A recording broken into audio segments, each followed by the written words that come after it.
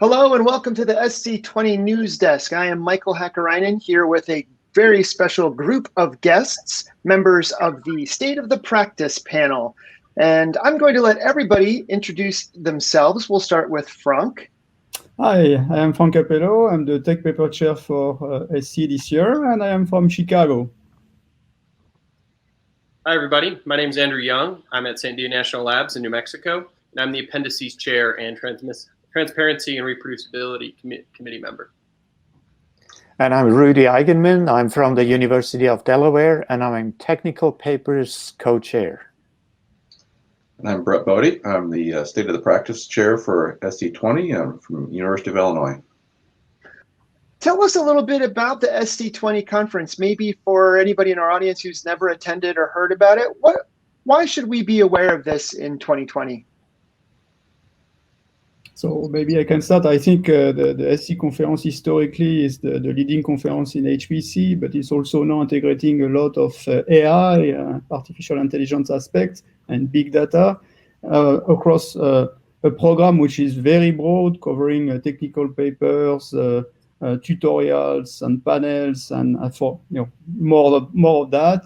And I think it's this year it's particularly open because people from remote location will be able to attend, and more people will be able to attend. And I think that's a great opportunity to increase again the coverage of the conference and the community dealing with HPC, AI, and big data. Yeah, not only do you see sort of the newest developments or innovations in high-performance computing, which, like we just said, sort of is leading information technology in general.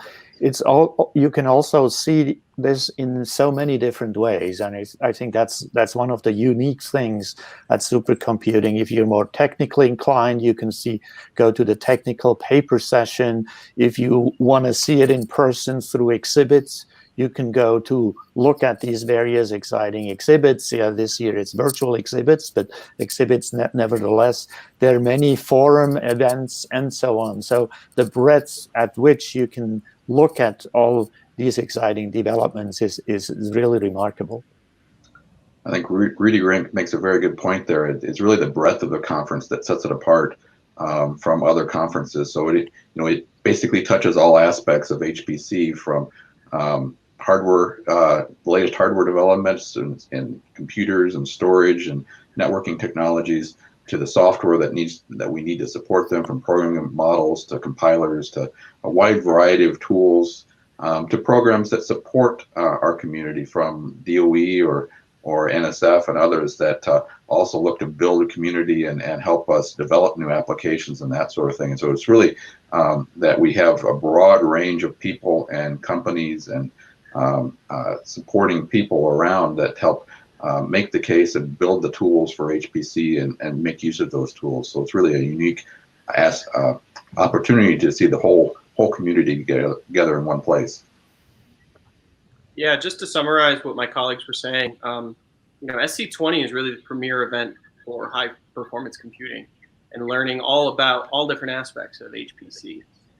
It's a really fundamental showcase, and it's really exciting this year that it is virtual and easier to experience now more than ever. Rudy, can you tell us a little bit about how you're approaching technical papers this year at the conference? Yes, absolutely. So I will start first, and then Rudy, please come in when you want. So the thing that I would like to say is that we are very well excited by the tech program this year. It will feature 95 very high quality papers from all domain covered by SC. But the first thing is, of course, the change in the process and in the conference, where we move to the in-person process, selection process, and conference to this virtual mode. And so I would like to thank, and Rudy also would like to thank all the people who have submitted their papers, the people who have participated in the selection of the papers, the area co-chairs, the committee members, and all the people who really put a lot of efforts in order to select these very high quality papers. And I also would like to thank the people from the infrastructure and Links, for example, who really supported us all the way in order to do this selection. I think the program will be terrific. All the paper went through multiple stages of selection, improvement with a revision process, a deep revision process.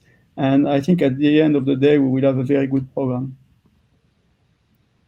Yeah, and the program really, the authors are clearly the ones that make it happen, right? The program committee, the committee overall, they have done a great job in accommodating almost all possible requests.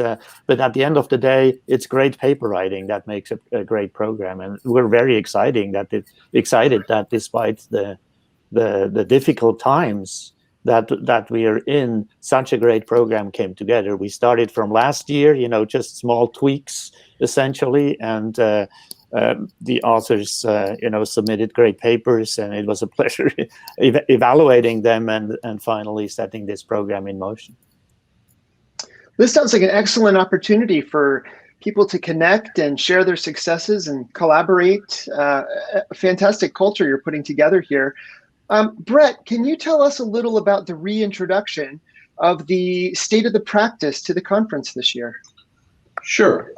And of course, there has been State of the Practice for a while, and there was a larger effort maybe about 10 years ago as well. There's the existing State of the Practice topical area under technical papers, but we wanted to broaden that a bit to allow more content in. So one of the challenges with State of the Practice content in general is it's often more oriented towards engineering or improvements to existing processes that may not rise to the level of being able to be written up as a full technical paper, because the bar for getting a full technical paper accepted to SC is very high. So you have to do a very novel research sort of thing. So we wanted to find ways to allow people to present things that are new tools or other things that they've written or augmented, and raise the bar for the state of the practice in our field, allow them to communicate those breakthroughs in a timely and topical area without maybe having to write a full technical paper. So we have a talks track that's similar to what the talks are at the SC conference for the technical papers, but there isn't a full paper behind them. So the ability to get into that track is much easier, and it could be more timely because the submission deadlines are later and don't require as much content. So for example, we have one of our topical areas this time is actually managing centers through the pandemic. So best practice for working remotely and things like that wouldn't have been obvious necessarily when it was time to submit papers way back in the early spring.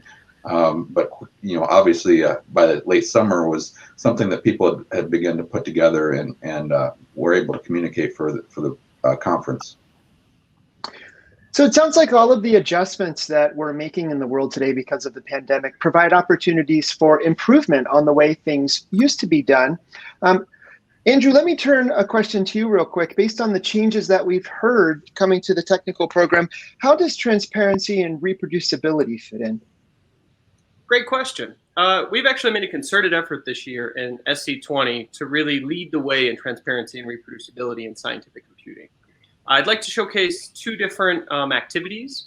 The first is sort of the overall process of appendices, where we accept and review artifacts and their descriptions. This was separate and mandatory with the tech program this year, which is, I believe, the second year we've done this. We had over 253 artifact descriptions and 112 that included optional evaluation metrics, which really helps our team validate and fully consider the reproducibility and validity of the artifacts in which authors are submitting. Of those, we saw a great deal of improvement along the way, which really showcases the fact that this is an educational opportunity for authors to try to improve their artifacts over time. And we now have over a third of the published and accepted papers having DOIs or digital object identifiers associated with the paper, which is a tremendous sort of feat for us. The other thing I'd like to showcase is an effort from primarily Lena Pruchard, whereby we're surveying some of the committee as well as the authors of past SC papers. And the data is still being analyzed, but we're finding some interesting things already.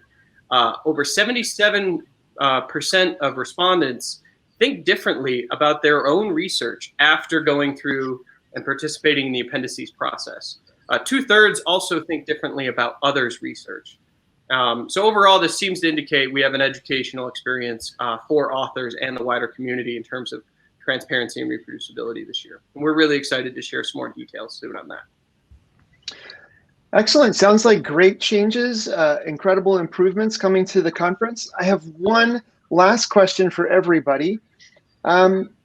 During this pandemic and beyond it, why do you feel that the SC20 conference and the HPC community are so essential to our global future?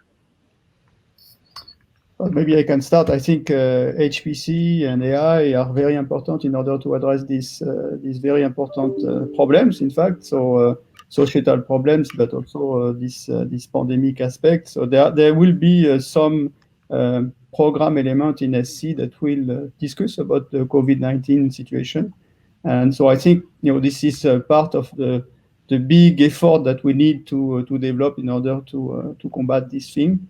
So I mean that's I think SC is very instrumental to help in this effort. And just chime in a little bit, in a way it's almost obvious, right? We're all depending on IT to the extent that we have not depended on it in a long time, right? And supercomputing arguably leads information technology, not in all aspects, but many aspects, sort of the high performance computing comes first and then has its impact on other areas of IT as well. So I think it has never been more important. Yeah, I just want to agree with that. Supercomputing as a whole can often be national or international strategic investments, and being able to harness that for a global pandemic like COVID seems obvious and natural, and it's a great way to showcase some of the core functionality in what we do as part of this conference. Yeah, absolutely. We've many of us have participated in supporting COVID-related projects around the country and around the world. And of course, SC is traditionally a very global conference, bringing people to the U.S., but this conference in particular, being pure virtual, really lowers the barriers to global participation, since people don't have to travel and can participate in the show in ways that they couldn't normally. So it really helps. Excellent points, gentlemen. Thank you all for sharing your information and for sharing your time. Franck, Andrew, Brett, and Rudy, I hope you have a fantastic conference virtually, and I look forward to seeing you in person at some point. And thank you, everybody, for watching SC20 News Desk. Stay tuned for more interviews from the International Conference for High Performance Computing, Networking, Storage, and Analysis. Thanks for watching. Thank you. Thank you. Thanks.